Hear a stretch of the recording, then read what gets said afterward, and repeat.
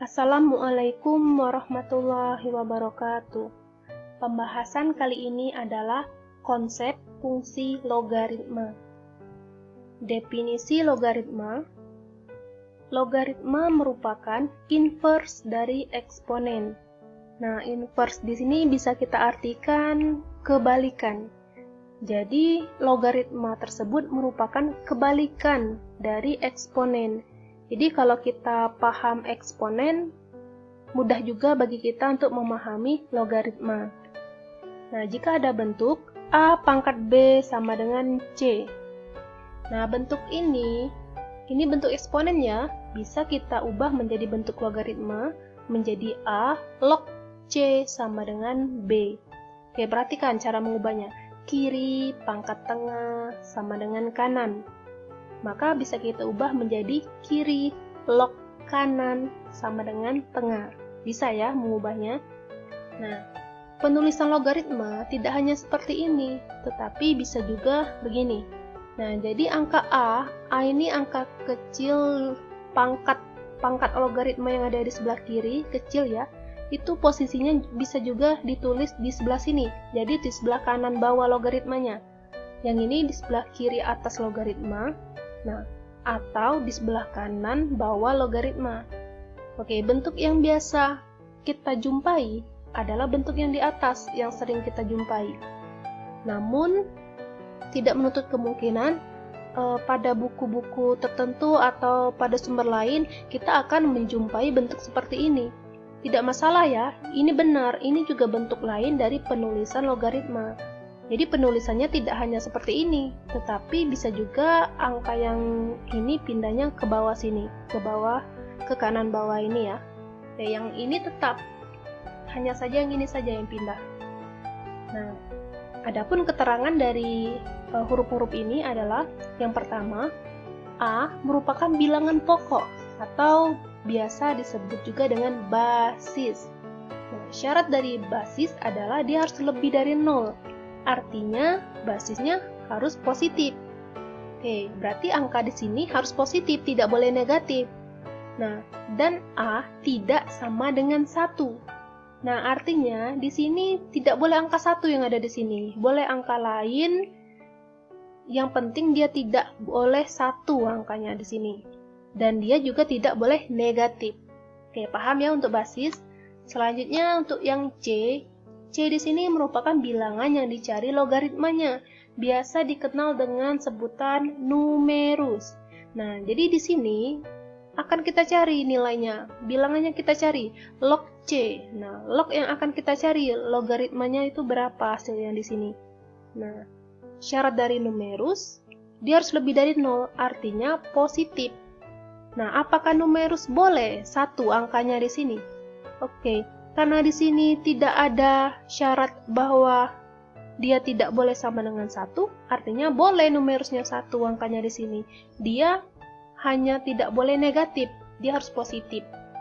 Oke, untuk yang B di sini disebut dengan hasil logaritma. Oke, jadi di sini nanti hasilnya ya. Nah, kita coba contoh soal. Ubahlah bilangan berpangkat berikut ke dalam bentuk logaritma. Oke, kita selesaikan satu persatu. Untuk yang pertama dulu ya, 4 pangkat 2 sama dengan 16. Oke, perhatikan supaya lebih mudah. Ini kiri, ini tengah, ini kanan ya. Kiri pangkat tengah sama dengan kanan. Oke, kita ubah menjadi kiri log kanan sama dengan tengah. Nah, mudah ya.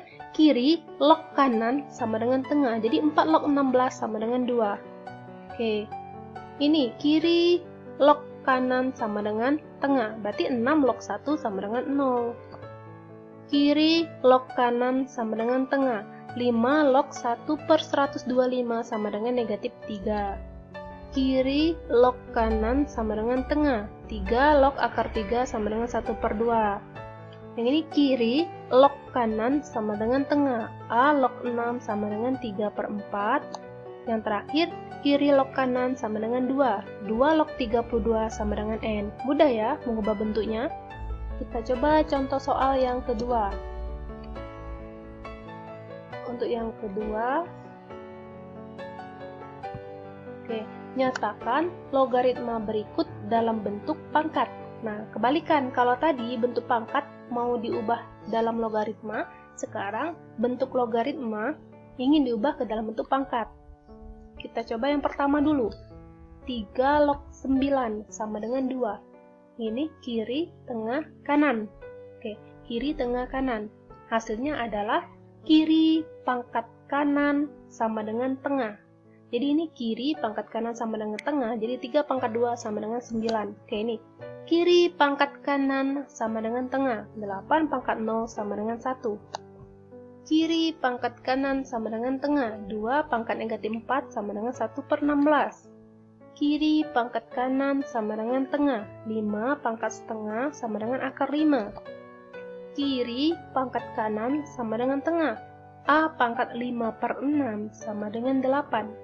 Kiri pangkat kanan sama dengan tengah, 3 pangkat P sama dengan 81. Contoh soal yang berikutnya. Dengan cara mengubah bentuk logaritma ke dalam bentuk eksponen, hitunglah hasil logaritma berikut. Nah, jadi kita harus menerapkan konsep eksponen untuk membantu kita mengerjakan logaritma ini. Bentuk yang pertama dulu, 3 log 3. Oke, karena kita belum tahu hasilnya berapa 3 log 3 ini, akan kita cari, kita misalkan dulu. 3 log 3 nanti hasilnya adalah P misalkan ya. Dan boleh menggunakan huruf lain ya, ini hanya pemisalan. Oke, sekarang berdasarkan bentuk ini, kalau kita ubah ke dalam bentuk eksponen, maka kiri pangkat kanan sama dengan tengah, berarti 3 pangkat P sama dengan 3. Nah, ini kan bentuk persamaan eksponen. 3 pangkat berapa hasilnya? 3? Hasilnya 3 pangkat 1 kan? Yang ini tetap. Nah, karena bilangan di sini sudah sama-sama 3, oke, maka pangkat yang kiri sama dengan pangkat yang kanan, berarti P sama dengan 1.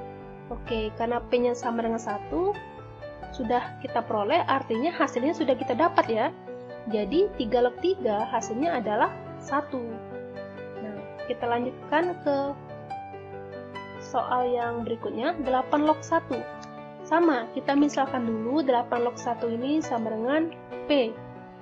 Nah, berarti kalau kita ubah dalam bentuk eksponen, berarti kiri pangkat kanan sama dengan tengah, 8 pangkat P sama dengan 1.